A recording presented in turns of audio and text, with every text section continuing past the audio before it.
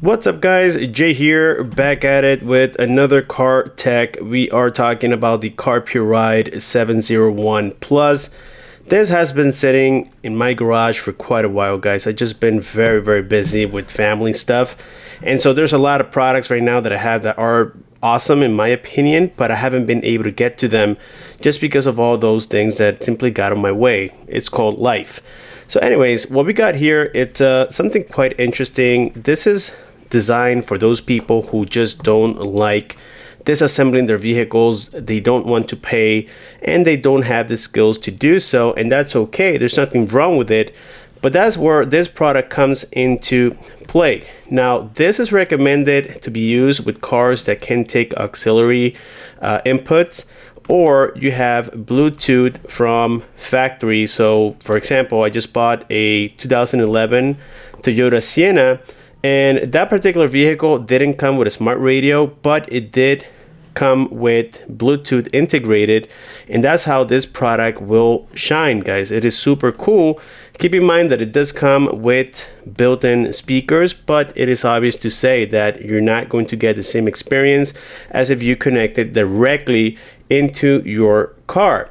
So this one, of course, comes with CarPlay, Android Auto. It is completely wireless. It has Android 12 system. It comes with 2 gigabytes of RAM and 32 gigabytes of internal storage. So we know that this is not designed for gaming.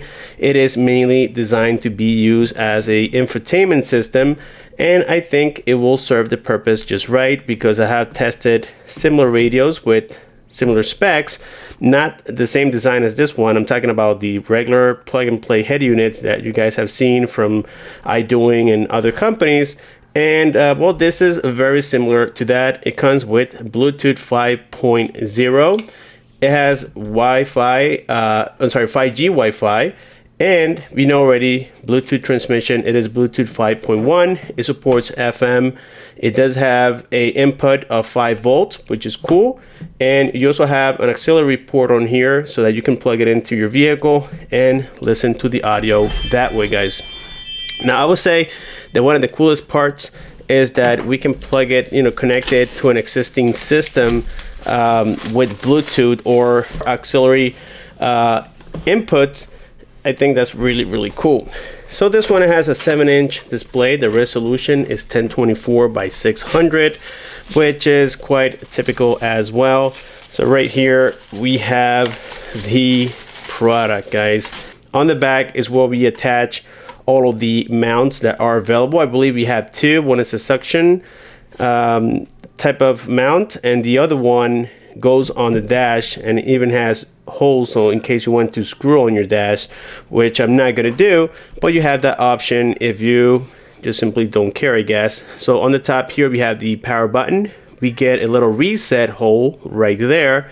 On the side we get the input for power. We have a USB port in which you can connect flash drives, so it also charges your smartphone. We have the audio output as well, and we can hook up a reverse camera on here. We have the TF card, and also you can use an external microphone if you have it available. This is very similar to a head unit. To those that are plug and play, that you connect to your car without having to cut any wires, that's really cool as well, guys. As a matter of fact, me personally, since I don't mind taking apart cars, I prefer the actual head unit. But again, I can see where this shines for a lot of people in that sense of not having to take apart your car. So this is the first mount we have. This is the suction type of mount, and we are hooking this up to a minivan, so I'm going to try to keep it as close to the driver as possible. And this is the 12 volt socket style 5 volt power outlet. Okay, I believe it has about 6 feet of wire. You can always make that a little bit smaller. And then here we have the other mount. This is the dash mount that comes with 4 holes, as I said before, and you even have a 3M adhesive, double adhesive, so that you can put it on top. This is totally optional. And then we have the 3.5 auxiliary cable. This is for audio, of course.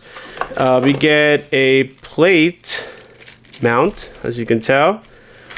And then we have these go on the back side here. So this is in case you break the adjuster. Okay, you have a replacement right here, guys. So it came with a spare parts, and of course we can't forget that it does come with, check this out, it comes with the manuals, quite detailed. So let's go ahead and take some time here. By the way, these are some of the specs once again. I'm gonna go ahead and take some time, connect this to the van, and then jump you guys straight into what you want to see, which is the actual review of the unit. Cars are going to have different designs and different ways of hooking this up. I'll leave that to your imagination. Well, this is the Toyota Sienna 2011 that I think I mentioned earlier. And as you guys can tell, this doesn't have a smart radio, in which we're going to change this very soon. I'm getting a actual head unit for the Toyota Sienna. I'll be bringing a video on that soon. So stay tuned for that, guys. And so for right now, what I'm doing here is testing the Carpuride. Now this is a $279 unit, in which can resolve a lot of issues, especially for those of you who don't want to disassemble your vehicle. I don't blame you. It can be a headache. It is quite risky, especially on older vehicles, because the plastics are a little bit toasted. So yes, I can understand and see why some people would prefer this over a actual head unit, guys. So this one in particular, as I said before, it comes with Android 12, and it comes preloaded with YouTube. You get Spotify for music.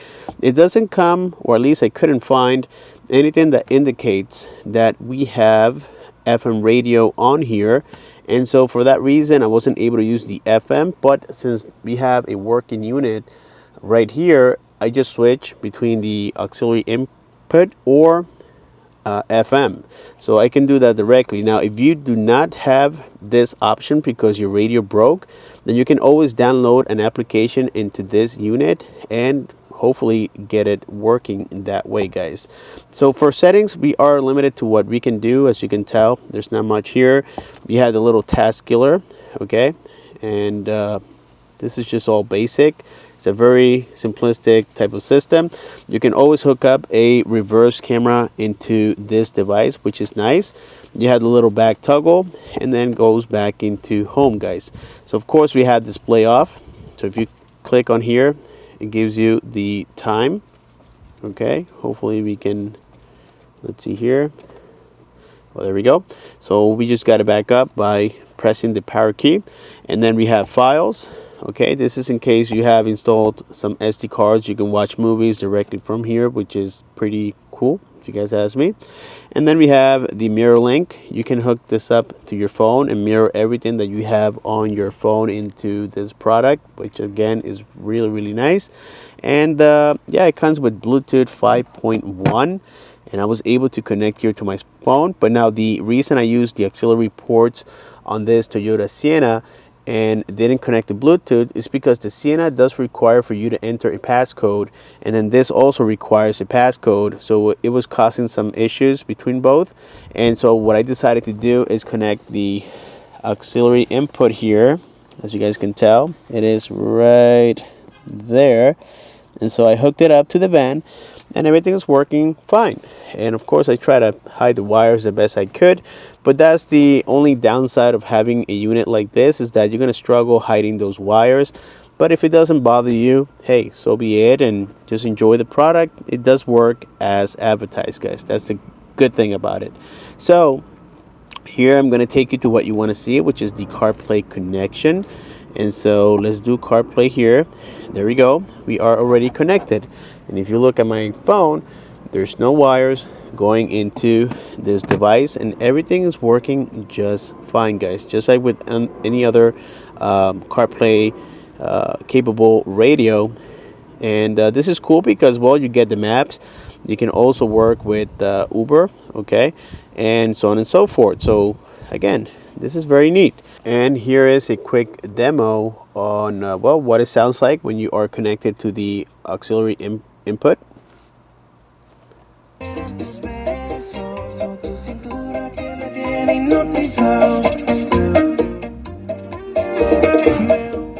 you you can see, it's working 100%, which is really good, guys.